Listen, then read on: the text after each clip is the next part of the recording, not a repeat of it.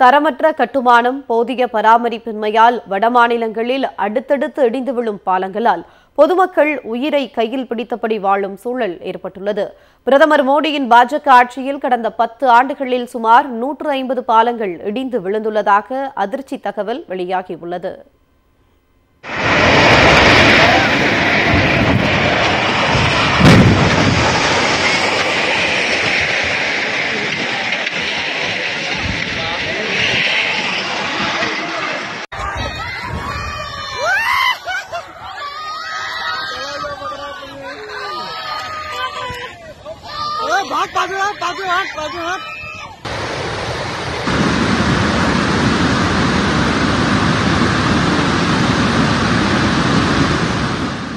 இந்த காட்சிகளில் நாம் பார்ப்பது குழந்தைகள் வடிவமைத்த பொம்மை கட்டடங்கள் அல்ல.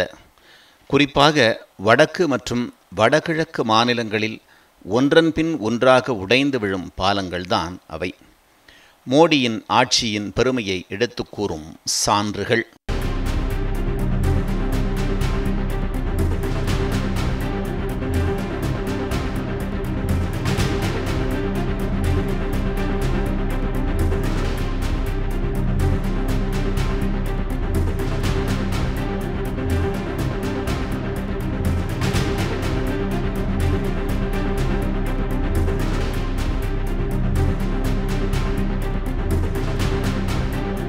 இந்தியாவில் மொத்த பாலங்கள் 1,72,517 உள்ளன.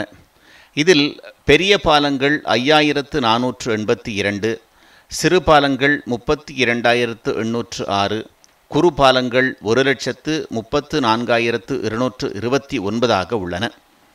ஆனால் கடந்த 10 ஆண்டுகளில் மட்டும் 150 பாலங்கள் உடைந்திருப்பதாக புள்ளி விவரங்கள் தெரிவிக்கின்றன. கடந்த 3 ஆண்டில் மட்டும் கட்டுமானப் பணியின் போதே இடிந்து விழுந்த பாலங்களின் எண்ணிக்கை மட்டும் 15. பாலங்களின் சராசரி ஆயுட்காலம் உலகளவில் மதிப்பிடும்போது 50 ஆண்டுகளாக உள்ளன.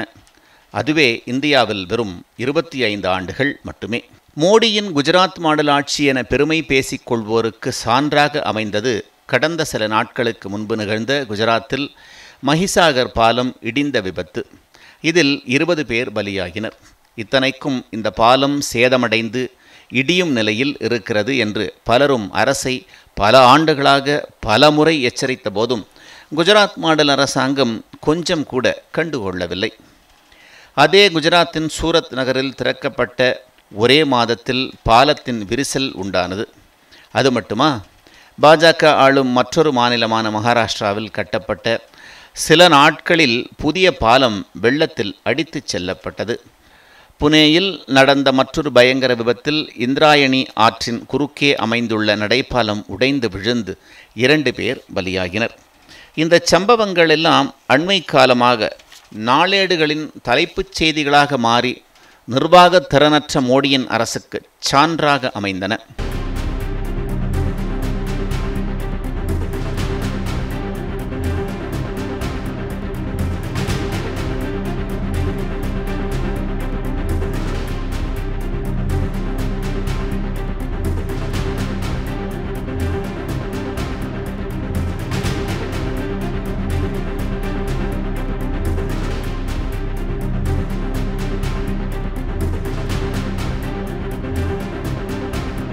கடந்த 2022ஆம் ஆண்டு இதே குஜராத்தில் மார்ஃபி தொங்கு பாலம் அருந்து விழுந்து 135 பேர் பலியான பிறகும் விழித்து கொள்ளவில்லை.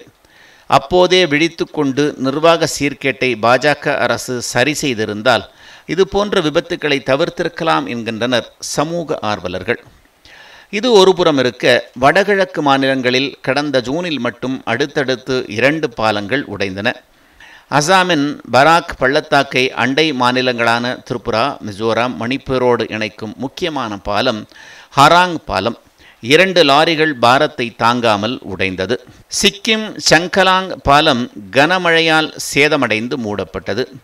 கடந்த 2023இல் மிசோராமின் சாய்ரங் பகுதியில் புதிதாக கட்டப்பட்டு வந்த ரயில்வே பாலம் உடைந்து விழுந்து 26 தொழிலாளர்கள் பலியாகினர். பாலங்கள் உடைவதில் நம்பர் 1 மாநிலமாக விளங்கும் பீகாரில் கடந்த ஆண்டு 20 நாளில் 12 பாலங்கள் அடுத்தடுத்து உடைந்து விழுந்து சாதனை பட்டியலில் இடம் பிடித்துள்ளது. இந்த ஆண்டும் பீகாரில் 2 பாலங்கள் உடைந்துள்ளன. அதேபோல் பீகாரின் முங்கர் மாவட்டத்தில் கண்டக் நதியின் குறுக்கே கட்டிய பாலம் இடிந்து 80,000 மக்கள் பரிதவித்தனர். அடுத்ததாக சமஸ்திபூரில் புதிதாக அமைக்கப்படும் நெடுஞ்சாலையில் கட்டப்பட்டு வந்த பாலம் இடிந்து பரபரப்பை ஏற்படுத்தியது.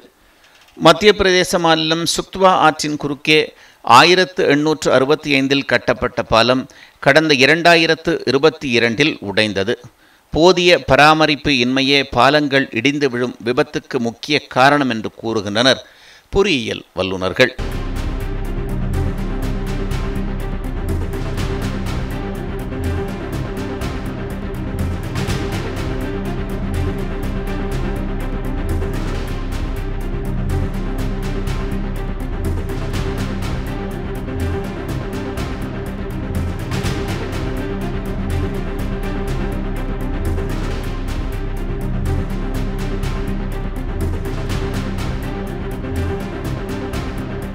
மோடி ஆட்சியில் கட்டப்பட்ட பாலங்கள் மீது பொதுமக்கள் பயணம் செய்தாலும் சரி, பாலத்தின் கீழே நடந்து சென்றாலும் சரி, குழந்தைகள் கடற்கரை மணலில் கட்டிய கட்டடம் போலே எப்போது இடிந்து விழுமோ என்ற அச்சத்தில் செல்லும் நிலைதான் உள்ளது.